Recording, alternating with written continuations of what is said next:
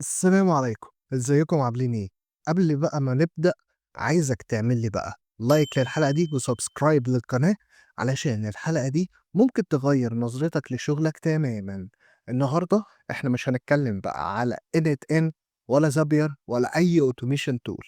احنا النهاردة هنتكلم هو احنا ليه أصلا بنستخدم الاوتوميشن وازاي ممكن يوفر لك وقت وفلوس وتخلي فريق الاتش ار بيشتغل أذكى مش أكتر. فلو أنت مدير HR أو موظف HR أو رائد أعمال، فالفيديو ده على فكرة معمول ليك وهنحسبها مع بعض ببساطة علشان نفهم يعني إيه الوقت بفلوس. إحنا في الفترة الأخيرة إحنا شايفين إن الناس بتتكلم عن الأوتوميشن وبتتكلم على NetN، Zapier، Oracle، SAP. كل ده جميل ماشي، بس محدش بيجاوب على سؤال مهم: هو ليه أصلا أعمل أوتوميشن؟ هل علشان هو ترند واركب مع الموضة ولا فعلا بتفرق في الشغل؟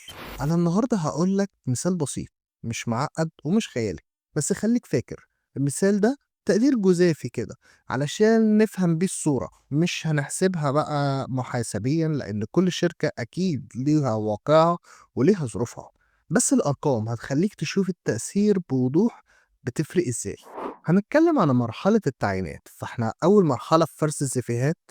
لو شركتك بتعمل مثلا في المتوسط 3 مقابلات في اليوم وعدد أيام العمل 5 أيام في الأسبوع، يعني أنت عندك تقريبا 65 انترفيو في الشهر، وده بيمثل حوالي 15% من نسبة السيفيهات اللي انت شفتها وجات لك. يعني علشان تطلع 65 انترفيو انت اصلا استقبلت حوالي 430 او اكتر. فاتأكد واحسبها بالكالكوليتر وقُل لي. طب هو أنا ليه اخترت بالذات 15%؟ علشان الطبيعي في السوق بتكون النسبة ما بين 10 ل20%، فإحنا أخدنا المتوسط. تخيل كده يعني لو نزّلت post عن وظيفة واحدة على LinkedIn أو فيسبوك، أنت ممكن ييجي لك 100 CV في يومين.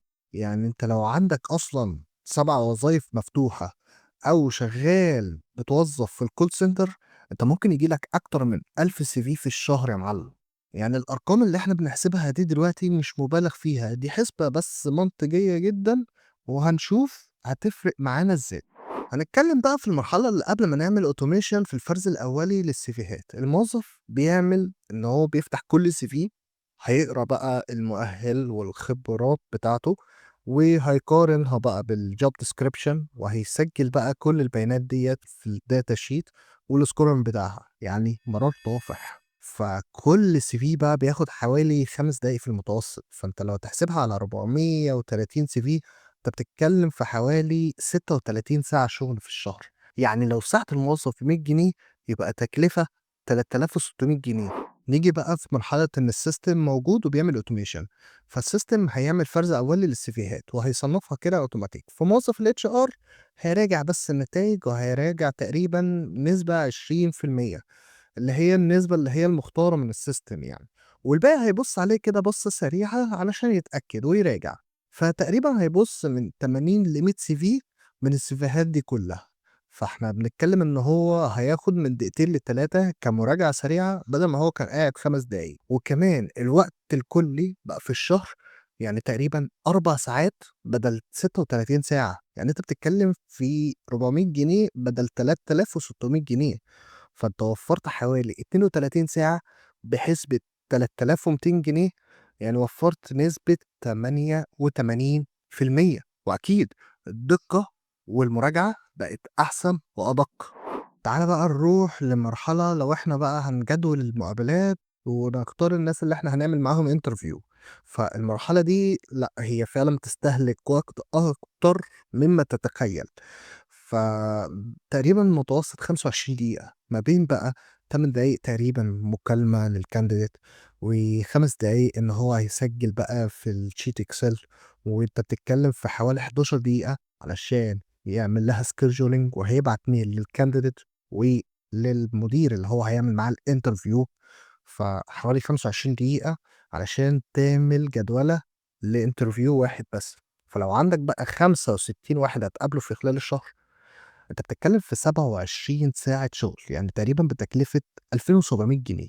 طيب لو في سيستم وبيعمل اوتوميشن هو هياخد جزء كبير من التاسكات دي، يعني ان هو هيعمل لوحده، ان هو هيسجل البيانات، هيعمل السكيدجولينج، وهيبعت الميلات للكانديديت والمدير اللي هيعمل معاه الانترفيو. فالموظف بس هو هيتكلم مع الكانديديت، انت بتتكلم في حوالي 8 دقايق متوسط، وهيراجع في خلال دقيقتين بقية الداتا. يعني جدولة وتحضير الانترفيو بقى في 10 دقايق بدل 25 دقيقة. لو إحنا هنحسبها على 65 مقابلة، يعني إحنا بنتكلم إن هو حوالي 15 ساعة شغل، يعني وفّرنا حوالي 12 ساعة وبقيمة 1200 جنيه تقريبًا، يعني وفّرنا نسبة 44%. بس خُد بالك، دي حسبة التكاليف المباشرة بس، إحنا في تكاليف غير مباشرة كتيرة مش باينة. أنت بتتكلم زي إن أنت في candidate اتأخرت تكلمه فهو راح لشركة تانية، أو إن أنت بتحاول تتكلم مع candidate مش عارف توصل له على التليفون، فبتتواصل معاه مرة و2 وتبعت له على الواتساب فما بيردش عليك. طيب في ممكن كمان الأسئلة المتكررة من الcandidates لمّا هم يسألوك على التليفون، دي ممكن بتضيّع وقت كتير. وكمان الإرهاق اللي بيحصل لموظف الrecruiting علشان من كمية المكالمات ومن كمية التاسكات ديّة، وممكن يكون في وقت peak إن هو عنده تاسكات تانية عايز يخلّص ده وده في نفس الوقت، ففي stress بيكون قوي عليه جدًا. طيب حلو جدًا، طب ما تيجي نحسب المرحلتين دُولة من الwork flow، مش هنحسب الprocess الكاملة بتاعة الrecruiting، هنحسب قبل الautomation وبعدها. فلو حسبناها قبل الautomation، الموظف بيستهلك 63 ساعة في الشهر، يعني ب6300 جنيه، يعني أنت بتتكلم في 75,000 جنيه في السنة. طيب بعد ما يتعمل automation موظف الHR إن هو بيستغرق شغل 19 ساعة ونُص، يعني إن أنت بتتكلم في حوالي 1900 جنيه، يعني أنت بتتكلم في السنة حوالي أكتر من 23,000 جنيه في السنة. يعني أنت وفّرت قد إيه؟ 69%، يعني تلات أرباع التكلفة أصلًا من الشغل الروتيني واليدوي، أنت متخيّل؟ فأنت في السنة بتتكلّم أكتر من 524 ساعة شغل أنت وفّرتها وحوالي 52,000 جنيه، فأنت شوف الفرق والأرقام بتتكلّم إزاي، وشوف قد إيه أنت وفّرت من وقت وفلوس ممكن تستغل الموظف ده يشتغل في حاجات تانية أهَم بدل الشغل الروتيني. واو! يعني لو في أكتر من كده في شركة كبيرة هتوفّر مبالغ رهيبة؟ طبعًا آه، أنت الROI اللي أنت حسبته وفّر وقت ومبالغ على حاجة صغيرة بالرقم ده، فما بالك بقى بالشركات الكبيرة اللي ممكن يدفعوا ملايين الجنيهات في system. ما هو أكيد حسبوه بالطريقة دي، وأكيد لقوا الcost reduction والROI مقنع جدًا علشان يدفعوا الفلوس ديّة في المقابل، مش منظرة يعني. بس الأهم بقى إن فريقك يركّز على اللي فعلًا مهم، زي إيه؟ تحسين بقى الemployee experience، الonboarding process، وجودة الاختيار، دي اللي اديلها بقى وقت أكتر أحسن من الروتين اليومي الممل اللي بيستهلك وقت كبير جدًا. بس خُد بالك أنا وضّحت قبل كده وهاوضّحها مرّة و2، المراجعة المستمرة على السيستم أيًا كان ده مهم علشان التدخُّل البشري الأساس، فأنت صاحب اتخاذ القرار، يعني ينفع تدّي قرار غلط وهيكون شكلك عامل إزاي؟ هتقول السيستم؟ طب وده بالنسبة للإدارة العُليا ما بيكونش عُذر في أوقات كتيرة. فأنت لو بقيت proactive وتعمل test وsimulation هتتجنب جزء كبير من المشاكل دي. بُصّوا، هو الautomation ليه أدوات كتير زي n8n، Zapier، Make، SAP SuccessFactors، Oracle Cloud HCM وManus وأدوات تانية كتير، بس الفكرة مش في الأداة نفسها، هي الفكرة اللي يناسب شغلك وشركتك. فأنت مثلًا شركة صغيرة ممكن تبدأ بأداة مجانية زي n8n، لكن لو إحنا بنتكلم على شركة كبيرة إحنا ممكن نشتغل على نظام كبير زي Oracle Cloud أو SAP SuccessFactors. بس في الأول وفي الآخر هُم الهدف 3 حاجات، إنك توفّر وقتك، تقلل التكلفة، وتحسّن الجودة. فببساطة كده يا أستاذي لو أنت استثمرت وحسبتها صح ودفعت فلوس في نظام automation هيوفّر لك ألوفات كتيرة جدًا، وده الاستثمار الذكي الحقيقي. وآخر حاجة أقولها وأأكدها إن الautomation مش جاي يشتغل مكان البشر، لأ هو دي أداة بتخلّيكم تشتغلوا أحسن وأذكى. فابدأوا من النهارده وشوفوا إيه أكتر مهمة بتتكرر عندكم واحسبوا تكاليفها وشوفوا التحليل بتاعها، وخلّي السيستم يعملها عنك، بس المهم راجع وراه، ما تسلّمش دراعك كُلّه. وأتمنى إن الحلقة دي تكون فادتكم وخلّتكم تفكّروا بطريقة مختلفة، فاعملوا لي بقى لايك وسبسكرايب للقناة، وشارك الفيديو دوّة لمديرك أو زميلك في الشغل.